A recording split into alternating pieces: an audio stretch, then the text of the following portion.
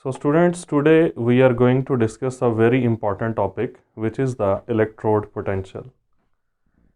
First of all, introduction of the electrode potential. When a metal plate is dipped in solution of its own ions, the metal plate either gets the positive charge or negative charge as compared to the solution. And because of this charge on the plate as compared to its solution, a potential difference is developed between the metallic plate and its solution. And this potential difference, which is developed between the plate of the metal and solution of its own ions, that is called as the electrode potential.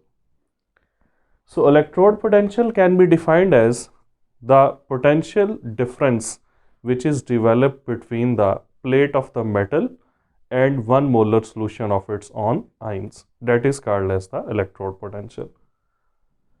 Why the electrode potential is developed? The electrode potential is developed due to the electrical double layer which is formed at the interface of the metallic plate and solution of its own ions. Now, how this electrical double layer is produced? Let us discuss this point. When a metal plate is dipped in 1 molar solution of its own ions, usually we use 1 molar solution when we are calculating the standard electrode potential. So that's why I have said that when a metal plate is dipped in 1 molar solution of its own ions, then there are two possibilities. Possibility number 1 is that the atoms of this metal, they lose electrons and they are oxidized, and in the form of ions they move into the solution. Now this one is the first possibility in which this metallic plate that is oxidized, its atoms lose electron and they move in the solution in the form of the ions. My dear student, when the atoms of this metal, they will lose electron, overall this metal will become negatively charged.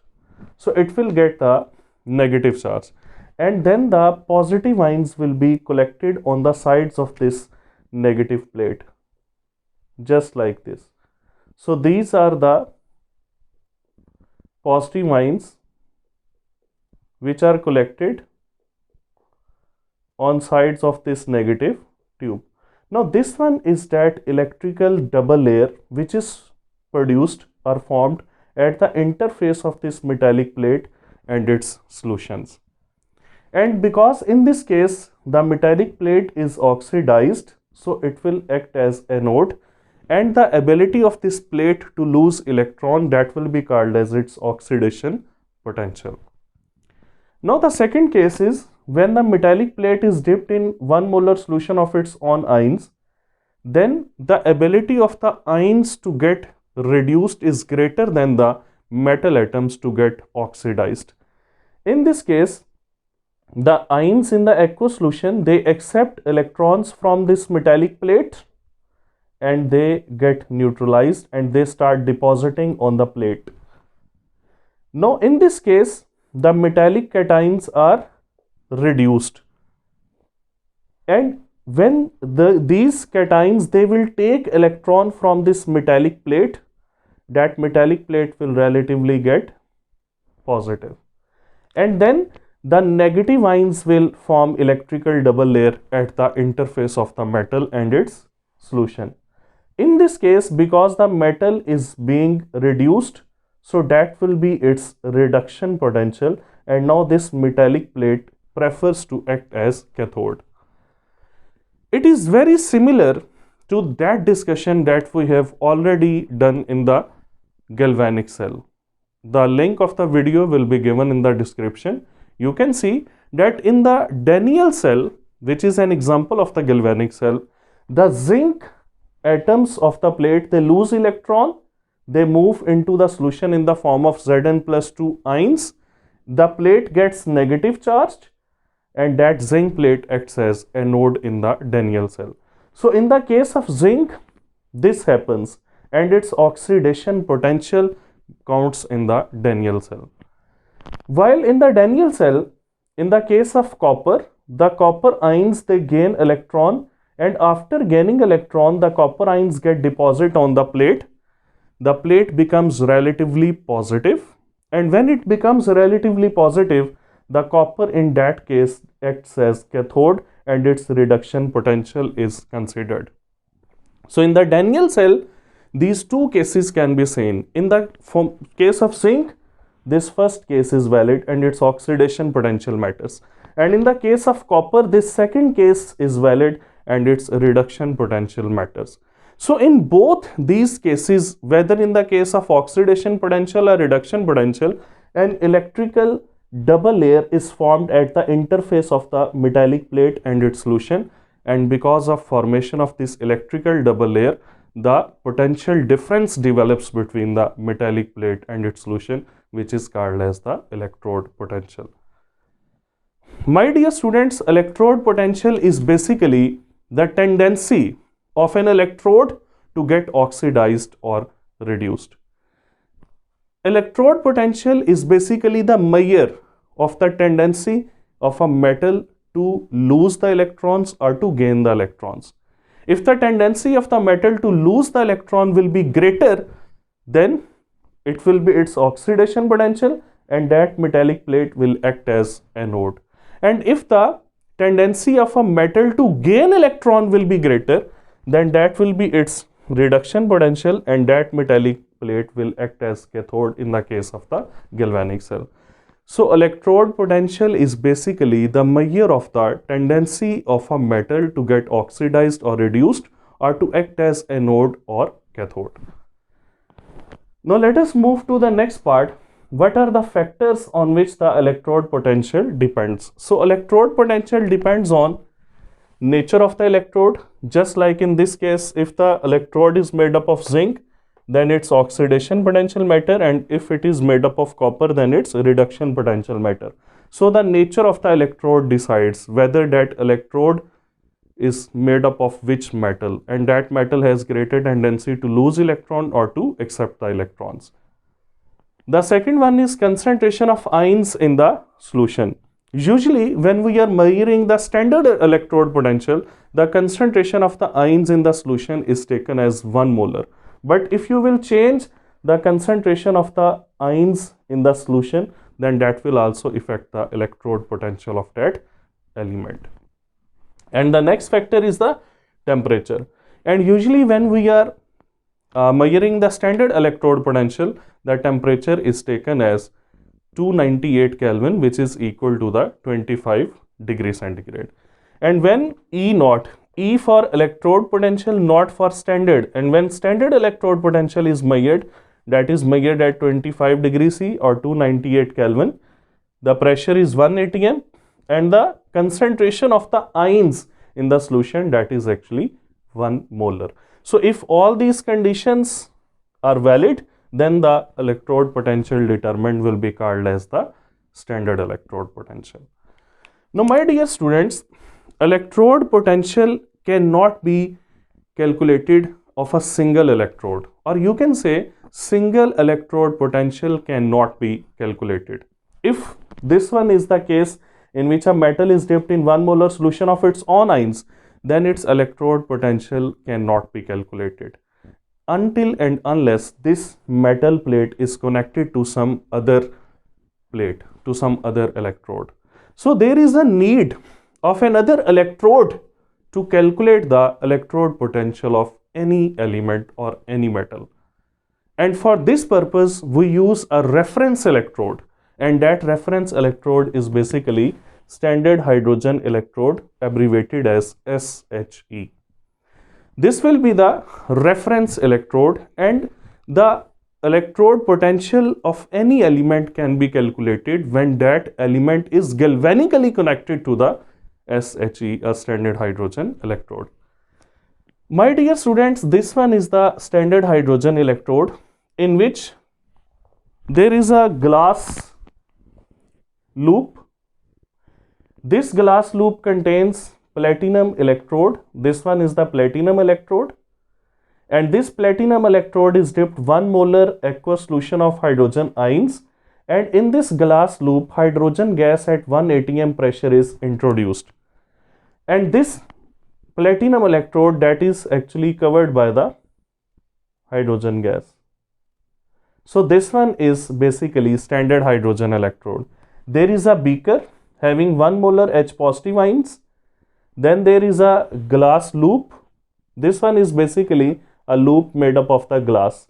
In this glass loop, hydrogen gas at 1 atm is pumped, and this one in the middle, that is the platinum electrode, which is an inert electrode basically, and that platinum electrode is covered by the hydrogen gas which is pumped into the glass loop. So this one is SHE, and keep in mind that the standard oxidation as well as the standard reduction potential of the standard hydrogen electrode is arbitrarily taken as 0. So its oxidation and reduction potential both are equal and both are arbitrarily taken as 0. Now my dear student, if you want to calculate the electrode potential of the copper, then you will have to connect the copper with the reference electrode galvanically. So there is the copper plate which is dipped in 1 molar aqueous copper ions, that is galvanically connected with this SHE. Both electrolytes are connected through salt bridge, which is a porous partition or porous connection between the two electrolytes, and both the electrodes are connected through the voltmeter. Now listen very carefully. When this circuit is completed, electrolytes are connected through salt bridge and the electrodes are connected through voltmeter. Then a spontaneous redox reaction takes place. And in that spontaneous redox reaction, hydrogen loses electron and is changed to H positive ion. Mean hydrogen is oxidized.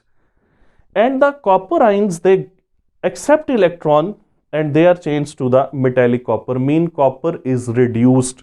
So in this case, as the hydrogen is oxidized, so SHE will act as anode, and because copper is being reduced, so copper will act as cathode. And according to IUPAC conventions, you know that when we make a diagram or when we show the representation of a galvanic cell, then anode is always drawn on the left side and cathode is drawn on the right side. So that's why this SHE is shown on the left side while the copper half cell that is shown on the right side.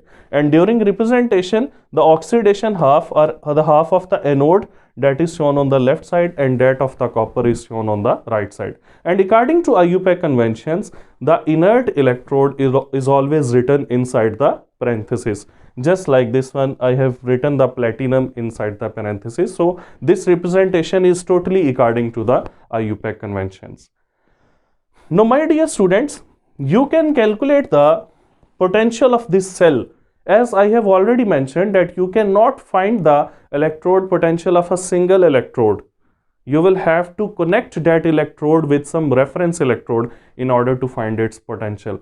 And when the copper is connected galvanically with the SHE, then a complete cell is formed and you will calculate the potential of this complete cell.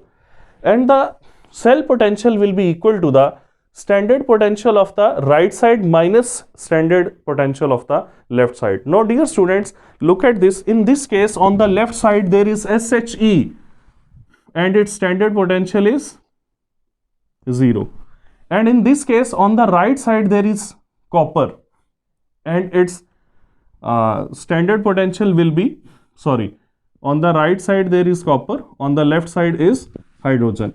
So the standard potential of hydrogen will be 0 and the right side is copper. Its standard potential, which is made through this voltmeter, is 0.34. So 0.34 minus 0, it will be 0.34 volt. Now my dear student, this one is the reduction potential of the copper, which is calculated by connecting it with the SHE. This formula will remain same, that E naught cell will be calculated by subtracting the electrode potential of the right side minus electrode potential of the left side. Now, in order to strengthen this concept, I have taken another example in which the zinc is galvanically connected with the SHE. In this case, the zinc is on the left side and SHE is on the right side. Both electrolytes are connected through the salt bridge and both plates are connected through the voltmeter. Now, my dear students, in this case, the zinc will lose electron and that will be oxidized. It will act as anode. And SHE, hydrogen will gain electron and hydrogen gas will be formed and it will act as the cathode. So, SHE, when it is connected with copper, it acts as anode, and when this SHE is connected with zinc, it acts as cathode. Now, very important point. Why SHE is used as a reference electrode? Because this SHE can act as both anode as well as the cathode. Now, this shows that the ability of zinc to lose electron is greater than hydrogen. That's why the zinc is oxidized and hydrogen is reduced. And this one shows that the ability of hydrogen to lose electron is greater than copper. That's why in this case the SHE is anode and copper is the cathode. Now, my dear students, again this one is the representation. Anode is shown on the left side, cathode is shown on the right side, and in the representation again the anode on the left and cathode on the right side, and again the inert electrode is shown inside the parentheses or inside the brackets. Now, the right side is the hydrogen. Its potential is 0 minus left side. The left side is the zinc and its potential calculated through this voltmeter, that is 0.76. So, its potential is minus 0.76 volt. And keep in mind that both these potentials, they are reduction potentials, because the cell potential which will be calculated by this formula that I have written here, that will always be the reduction potential. And my dear student, just as a reminder, I will like to tell you that this single line is showing the electrode, double line is showing the salt bridge, and again the single line is showing the electrode. So, in this way, the electrode potential of any element can be calculated when it is connected with the SHE, and when it is connected with the SHE, you can find its electrode potential. And this electrode potential is very important. Why it is important? It is important because ECS is made.